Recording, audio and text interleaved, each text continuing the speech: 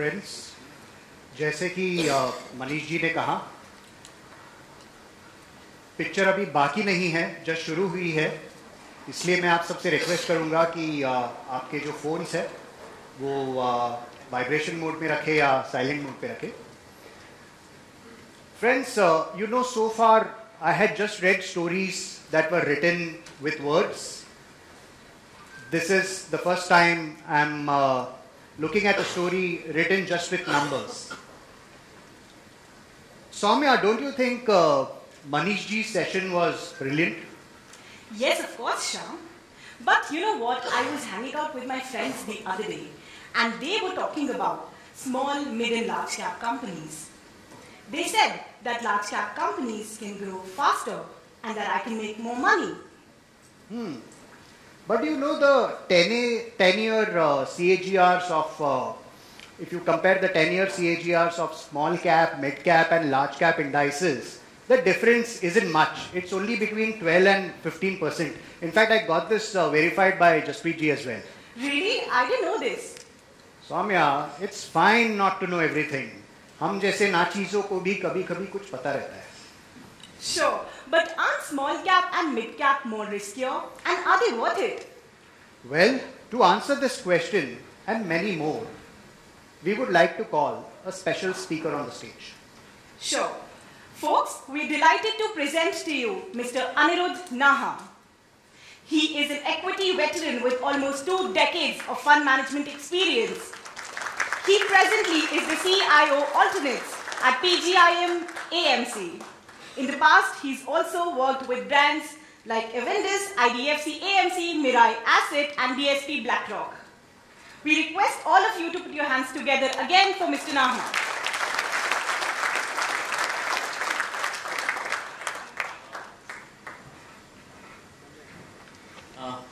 Good morning.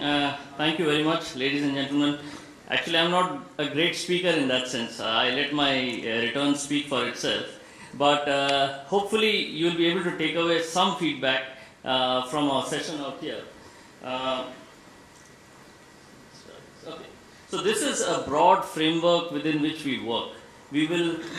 It's a triangular approach where we first start with safety on one side, then we move to growth, and then we move to valuations. These 3 things put together help us evaluate generally any company. This being a session where we will talk about mid and small caps specifically, we will take up each of these segments individually, their importance. I've been given 30 minutes, we'll try and slot it there and hopefully be able to take some questions also out there. First, coming to safety. Generally, when you are investing into mid and small caps, or any investing, I think what enamors people is the return expectation. You know, you want to make a 5-bagger, 10-bagger, that's the thought process. And that is where probably a lot of mistakes happen. The first point, what we do at PGIM at least, as an organization or personally what we go ahead and do it, is try and figure out what is the safety net out there. Because if I can go ahead and protect capital on the downside, I think I would have done the first most important thing that is needed while investing. So please remember, returns are great, but you would rarely find people talking about the risk part of it. If you focus on the risk part at the start, I think the returns will follow, no doubt about it. So just on the risk part, what we do is, this will be a little technical, I'll try and break it up. We focus on what is known as operating cash flows or the OCF. Okay. What is operating cash flows? Operating cash flows in a simple language is what is the cash flow generated from the operations of a business. So if you take a company which is probably manufacturing, let's say, biscuits, it goes ahead and sells land, and that land comes in as a cash flow. It's not an operating cash flow. It's a one-off that is there. So any cash flow generated from manufacturing the biscuit and selling it out, the cash flow that comes in, that is OCF. Now our focus is on positive OCFs. So we internally what we do is we look into the history of a business, and it tells you a lot about what is the DNA of a business. A company which has been able to generate OCF through its history, through a bottom of a business cycle, is a fantastic company to start looking at. This would probably be the first parameter that we look at, the focus on OCF and the focus on OCF over the history of a business. Maybe 70%, maybe 80% of its time it's gone ahead and generated OCF, and that would be something that we will keep a tab on. Second is the balance sheet. From the cash flow statement, we come to the balance sheet. We like businesses which do not have too much of debt on their balance sheets. That is the second thing that we keep a tab on. If you remember the 2008, 9, 10 debacle that happened in India, where a lot of high-flying, high-growth companies went down, they all went down because of the excess of leverage on their balance sheet. By leverage, it basically means the debt on the balance sheet. So we like businesses, we are not averse to debt, but manageable debt is something that we always keep a tab on. Internally, we keep a tab of net debt to equity of less than 2. Individually, you could probably look at levels where you are comfortable. And finally, I think this is the most important thing in mid and small caps. What is the intent of the promoter? And what is the corporate governance history? This is the easiest thing to speak about, but one of the toughest things to check back on, frankly speaking. So, I have a slide specifically on this, on what we do, because everything might sound great, they might be in a great industry, but if the promoter's intent is, let's say, diverse from what the minority shareholder's interest is, it makes no sense investing in those businesses. So what do we do on the promoter's side, frankly speaking? Few very objective numbers. What is the promoter's stake in the business? Higher the stake, higher is the skin in the game. And this is something we keep a very close tab on. The second thing is, does the promoter, what other businesses does he run? Listed, unlisted. The more the number of businesses, generally the importance of the listed company that you are looking at or the unlisted company you are looking at, probably it gets diluted in the overall scheme of things. And so that is something that we would want promoters to run fewer businesses, if possible, this being the only business that he's running. So a promoter running a single business with high equity stake would be something which is great from the overall scheme of things. What is the promoter's family's involvement? Do they have a professional management running the business on a daily basis? So that is something. So these are data points which are clearly available on your annual reports. So the interesting thing, the thing that you need to do is probably start reading through annual reports. What are the related party transactions that promoters have? And this is something which, the lesser the related party transactions, the better it is. So this is something we keep a tab on it. It is available in your annual reports again. What is the independence of the board? This again is something which is very important. The annual report talks about how many independent directors are there, how many people from the family are there, etc. Higher the number of independent directors, that definitely helps in the overall process. Then what is the kind of attendance in AGMs, etc. One thing which is a third party which we do is we keep a tab on what's happening on in the company's employees through Glassdoor. This is a website, there are a couple of other websites where companies, employees, they keep on commenting on culture, what's happening within the, you get an insight into the company from the employees of the company on a website like this, and that is something which throws a lot of light about how things are moving there. Continuity of the top management, and we also check with the peer set and the suppliers into the company of what are the payment deals, etc. that goes. So this is important. This is usually not spoken about, but this is the crux of, I think, some investing into mid and small caps. Once the safety part is taken care of, then we come to growth. Growth, to define it, we take a very simplistic approach. We fall back on the tenets of economics. Economics, we know, we've been taught land, labor, capital and technology are the 4 factors of production. India, there is enough of land and enough of labor. There is, I think so, that is never going to be a problem. I think what India lacks is the adequacy of capital and adequacy of technology / knowledge. So we keep looking for businesses which satisfy at least one of these parameters. So there must be enough capital to grow, or the company has some technology / some knowledge component out there which will help it grow in the future. If it has both, nothing like it. Growth enablers, top down, there are a lot of them that people talk about. In small cap, frankly, we look at more bottom up, but I'm just highlighting a few of them. The government policy, something like the PLI scheme, which the previous gentleman was talking about, which are enablers for growth coming through. A move from unorganized to organized, a consolidation in the industry. This is something very interesting. A consolidation is basically the number of players coming down, which probably gives better pricing power to the smaller guys out there. This is where I think so it starts getting very interesting, where we look at it far more bottom up. Now, on a bottom up basis, when we we look at the the growth part of it. There is humongous growth that come through in India. Just as the previous gentleman spoke, capex will happen.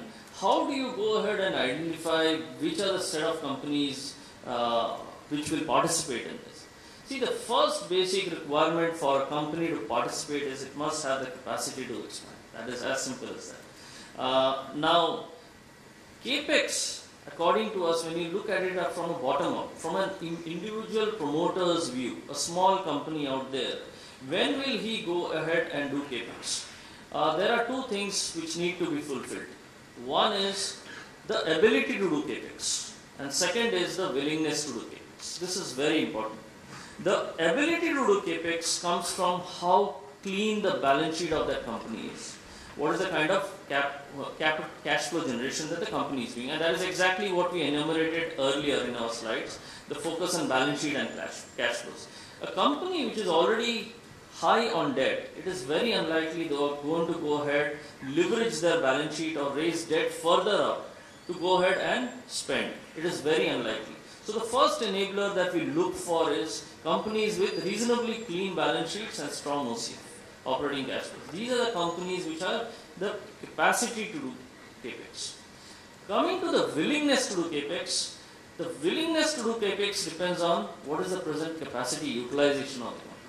By capacity utilization, we mean, let's say a company has the capacity to produce 100 units. You are running this unit out there which can produce 100 units. You are running it at 20 units.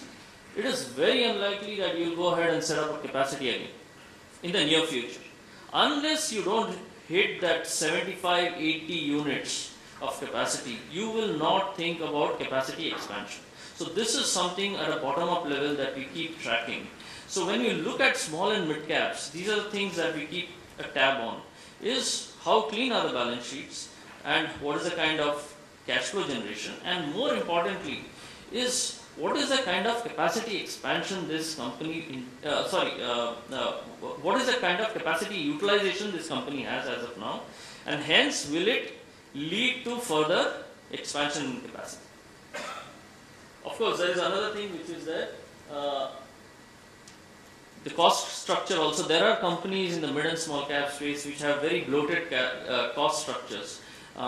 When you look at it vis-a-vis peer set, and this is where again, if you can push down your cost structure, you can actually go ahead and reap a lot of operating leverage coming through.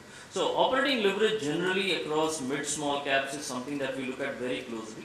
By operating leverage is basically how the operations of how can you create efficiencies in an operations which can lead to higher profitability. Finally, the third leg is valuations. Our sense is you need to buy a good business at a reasonable price. How are returns made? If you think of it, the return component is broken up into two parts actually. The return component is a function of what is the earnings growth going to be like in the future, and second is there a chance of a PE expansion in the stock? So if you want to make good returns, please remember you need to buy a good business at a reasonable valuation, and a reasonable valuation will probably help you play the second leg. Generally, what we have seen is investors of late have tried to buy businesses at any valuations, saying that the business is good and it will deliver. No doubt about it. The earnings growth will drive it, but you will probably miss out on the second component, which is your PE expansion. So please go ahead and try and buy good businesses at reasonable valuations and be patient. you will see multi-baggers play out in your portfolio. What we use as a valuation framework is something called PEG. Generally, people talk about PE. We look at PE in relation to what is the growth of that company. And PEG as a framework is PE divided by your earnings growth. This helps you probably give you a more realistic view of where valuations are vis-a-vis the expected growth in the company over the next 3 years. So this is something that we use internally, and we look at PEG over PE as a ratio which gives you far better data points. The other thing which we do internally, especially for companies which are expanding, see, when you are expanding capacities, there is one line item which hits your P&L, your profit and loss account, which is depreciation, which is a non-cash element. Because of that, your profits are subdued. At that point of time, if you keep a track of where your OCF is vis-a-vis, it gives you a far better picture. And especially in companies which are expanding, we look at a ratio which is price to OCF. And this is something which gives you a far better picture of what the true reality is. In an expanding capacity, your profits will be subdued till it doesn't get utilized, but your OCF might reflect something a little different. Now I'll come to 3 examples of, one is that has already played out, and 2 which will likely play out. So just on the framework that we talked about, first we looked at safety, and my urge would be please look at safety first. Just for your knowledge sake or information sake, these data points for people who are interested in actually looking at numbers, there are websites like screener.in, ratestar.in, etc., which will give you access to data. They have memberships which are reasonably priced, so depending on your level of interest, you can have a look at it. Now we started looking at these companies over the last 6-7 years. So this is a company which is in a building material space. I have written something called asset turn of 2 times. That means depending on what the gross block is, what is the capacity that is being created, the turnover can be 2 times the gross block. So if the gross block, which includes plant, machinery, land, etc., if it is 100, the capacity of the company to produce top line sales is 200. So that's the layman language of asset turns. Now if you look at the OCF of this company, the operating cash flow of this company has been positive all through. This is all in crores, sorry. This is all in crores. So the OCF is positive. The debt to equity is very minimal. We internally look at net debt to equity of less than 2. If you look at the debt to equity, is below 1 continuously for the last 6-7 years. So from a safety perspective, other than promoter issues that you need to do your own checkups, prima facie numbers say that this is a safe company to bet on. Now let's go to the growth part of it. And the growth is reflected. How do we track it? The simplest way is, one of the simplest ways to look at what is the gross block. Just check out the gross block increase in this company over the period of time. And what is more important is, the debt to equity hasn't moved in spite of capacity expansion. So the only way probably this company has been able to expand capacity is through internal accruals. Their profits and cash flows which have been generated, they have used it to go ahead and expand capacity. So our sense is this kind of a gross block increase without debt to equity moving up is something which is a potential for good returns over a period of time. And the gross block is reflected in the sales numbers subsequently. You have seen how the sales have moved from about 700 crores to about 2,300 odd crores at the end of March. And this is what has happened to the stock during that same time. This is just a reflection of, if you do your numbers right, you will get it.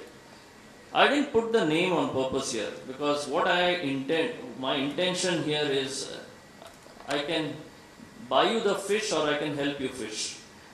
My sense is if you are interested and if you learn this, you will be able to put up such examples one after the other at your time. So please don't go by the name, but if you have understood what is the crux of mid and small cap investing, it will help you. Now we will move to probably a couple of examples which could play out, again without the names. This is an auto bank. If you look at the OCF and the debt to equity, I think everything is in place, absolutely no doubt. Okay, so it's a very safe company to bet on. Now look at the gross block increase. From a 256 crore gross block, it's gone to about 600 crores in the last 6 years. And this again has happened without debt to equity moving up. So you have what you call the ingredients for this company to do well over a period of time. The gross block. Now look at the sales figure. With an 1.8 times asset turn, there is absolutely no movement literally in the top line. So one needs to question at this point that what is the promoter's intent? Is the promoter ready to grow the business or not? So these are times where we have to do our own channel checks to figure out what is the intention of the company. Okay. This could be a case of only gold plating. By gold plating we mean that company gets siphoning of money and showing it as gross block or increase in capex at that point of time. Or this could be probably a potential multi-bagger sitting out there, because if the asset turn actually turns out to be 1.8 or 2 over a period of time, the sales figures for a 600 crore asset turn at 2 times is about 1200 crores. Your cost structure will not move up in line and your profitability swing could be pretty dramatic. Just to give you a sense, this is where the stock is today. Okay. So all we are trying to say is, please keep focusing on where the safety aspects, the growth aspects, and a sense of what the promoter intends to do. And today, frankly speaking, if the interest is there, the con calls, etc., are all available publicly. And the website, you just need to go to the website, look through the presentation, read through the annual report, you'll get a sense of how things will play out. One more example. This is a chemical company. And chemicals, is something of a big interest among a lot of people. Again, from a safety perspective, the OCF hasn't been great because chemicals to that sense is a little cyclical. There have been couple of years of negative OCF, but not to worry. The idea is the balance sheet still hasn't stretched. We would be worried if the balance sheet starts getting stretched. If you look at the balance sheet through the negative OCF cycle also, the balance sheets have got deleveraged to that extent. The debt has actually started coming off, and that is something which is good for this company to that extent. Now look at how the gross block has moved. From a 13 crore gross block, the gross block has moved to 146 crores over the last 6 years. Okay, so that's a 10 times move in the gross block. This is a really small company that we are talking about, you can understand, because the sales figure is still at 95 crores. So again, with the gross block ideally at a 2 times asset turn, the sales should be about 300 crores. The sales today is about 95 crores. Now again, the important thing is to find out what is the intent of the promoter. How has the gross block gone up? And this has all gone up through organic, I've checked it, it's all gone up through organic expansion that the company plans to do. So it's a matter of time whether and when, if the promoter intends to, if the intention is there, it's a matter of time, you will see the turnover coming through and a higher turnover with relatively curtailed costs. You will probably see a reasonable amount of profit swing happening in this company.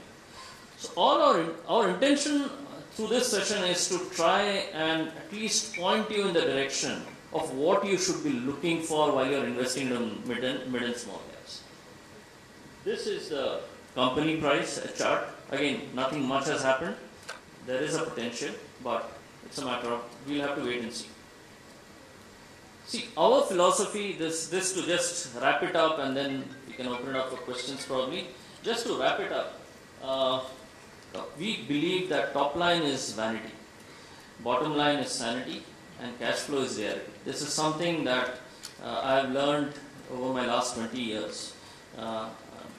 Top line, people focus on what is the sales happening. Please understand, sales is something where you can go ahead and manipulate the numbers also. Bottom line is profits. It is important, but you could actually create profit, but the cash flow generation might be weak. Please remember, cash flow is the ultimate representation or reflection of how successful a business is. So higher the cash flows, that would be something that we would focus on. Thank you. Hopefully I've kept to my time, and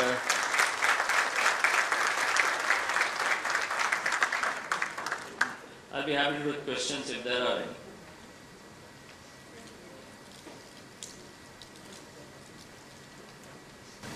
Yes, sir.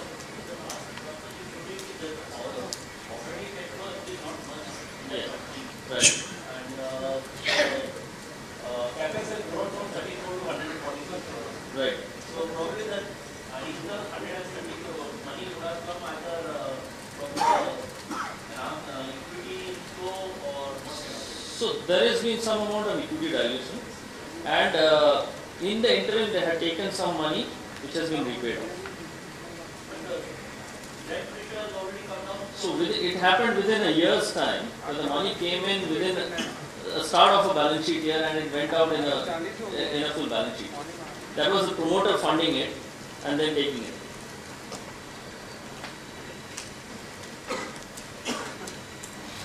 Yes, sir.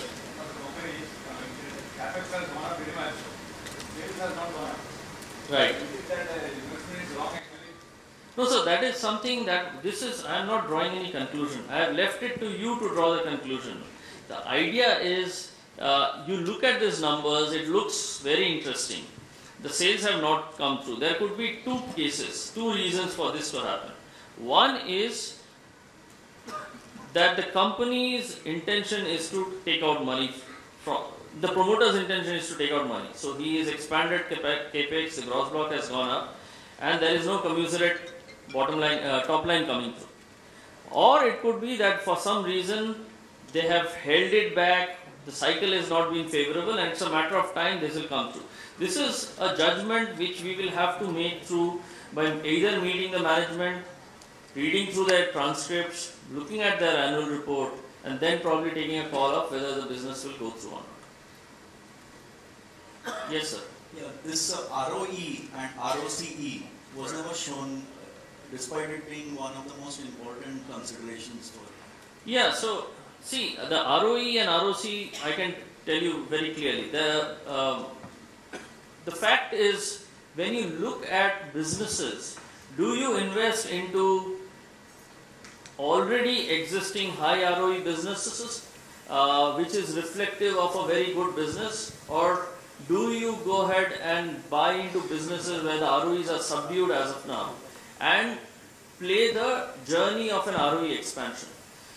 Now it is a little difficult to play the ROE expansion part of it, because you have to take a lot of assumptions in that and expect a certain set of things. It is very easy to invest into businesses where the ROEs have sustained, but the valuations there probably will be already reflecting that, and it is very unlikely that you will see a major PE expansion happening out there. So if you have to focus, and if you are good at investing into, let's say, turnarounds, there are a lot of good businesses which have strong cash flows, good, very low debt on their balance sheet, but they have gone through a down cycle because of the cycle. Because of the down cycle, the P&L is impacted. Because the P&L is impacted, probably your ROEs are impacted. But if you take a 3-year or a 5-year view on such businesses, and you expect that these are strong businesses, good cash flows, low debt, and it's going to come back, mortality is not an issue, then probably investing into such businesses with low ROEs and traveling the ROE journey upwards is probably the best way, because you will see earnings growth as well as a PE expansion playing out. Thanks. That's one more point. Looking at the statistics, these financial statistics alone, we can't look at how great the future is. So how do you look at that perspective? Because how do you know how great that company is going to be? So see, there are two ways of doing this. One is top down and one is bottom up, frankly speaking. Top down, I have talked about it. You will have to see which segment it is, unorganized to organized, will it be able to participate in certain schemes, how good that's. When you look purely from numbers, which is bottom up, if let's say I don't give you the name of the company, etc., just give you a set of numbers. I think the only way you can see it is, one is you do a peer comparison of a similar company. Yeah, okay. And there, if you see, there are two parts to it. Is the cost structure bloated vis-a-vis the rest of the industry? If the cost structure is bloated, then what can happen? Meet the management to figure out, can this be brought down? This cost structure across the industry, across the company, if it can be brought down itself, without too much of top line growth also, you will see a swing in profitability happening, no doubt. The second part is to look for, are they increasing their gross block out there? Okay, which is where they are focusing on top line growth. So if the cost structure is managed and the top line can come through, and that is exactly what we have showed in the last two examples, then probably you will see it's a glimpse into the future with an expectation that over the next 2 years, 3 years, 5 years, whenever it will play out.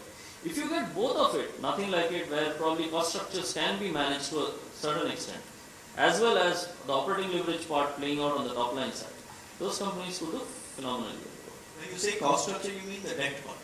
No, I mean the line cost items, employee costs, the raw material costs, etc. Expenses. Yeah, your expense lines, basically. Yeah. I have a question here.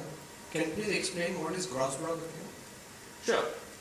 See, gross block is basically your plant and machinery, land, etc. Anything that goes into producing the end product of the company. Sorry, you had a question.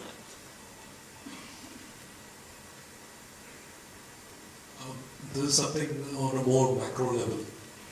How many stocks should we be looking reasonable for a portfolio? 5 of each, 10 of each, I mean small cap and mid cap. See, I tell you, we are supposed to be the intelligent people. We are managing people's money. Within us, there are people who manage it from 20 to 70 stocks. It's your own individual comfort and style.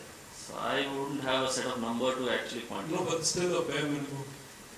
I wouldn't want to guess, sir. There are people who are very comfortable with 5 stocks actually. It is all a matter of reflection of your conviction in these stocks.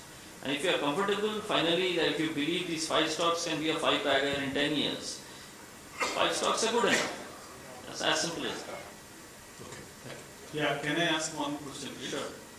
So, while your model showed about the companies which are conventional companies, about the new age companies, what is the methodology you do, where the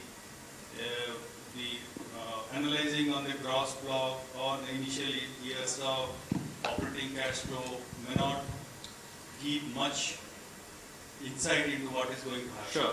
So let me put it this way. At PGIM, we were one fund house. We stayed away from all IPOs, including the digital and whatever fancy IPOs that came through, platform-based, digital, etc. That was all sold. We invested into only one IPO in the last 1.5 years, and we are proud about it. So for us, cash flows, we will not deviate from our framework unless and until cash flows don't come through. That history of cash flows might not be important, but at least there must be some sense of positive operating cash flows coming through. It is only then probably we'll take a look at these companies. Hello, sir. I think my time is up. I'll take the last question. Okay, I wanted to ask you more about the manipulation part. As you say that it is less difficult to manipulate the cash flow, but still there are chances. Like companies knows very well that we do look at the cash flow. So if you can further elaborate on that. Then Sure. So see, frankly speaking, in a country like us, for a positive OCF generating company and a positive FCF generating company, which is free cash flows, a satyam happened. So if the intent is there, so how do we navigate it from our end? Frankly speaking, we are an institution, so we actually do forensic audit for a lot of companies before investing into them. So to that extent, I don't know at an individual investor's level, do you have that leeway or this thing? So in that case, I think so the only other option available is invest through a mutual fund or a PMS or an AIF, and that is the other alternative that you can think of. Frankly, at an organization level, we do a lot of forensics on a lot of companies before actually going ahead and taking a position. sources of data. You mentioned two. One is Screener and the other is RateStar. RateStar. Are there any others?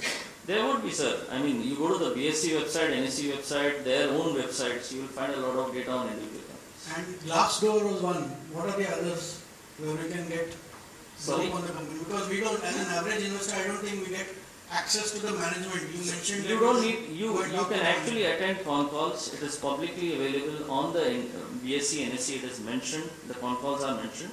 And please do start visiting websites and reading annual reports. It will give you a lot of insight. All right, Thank you friends. very much.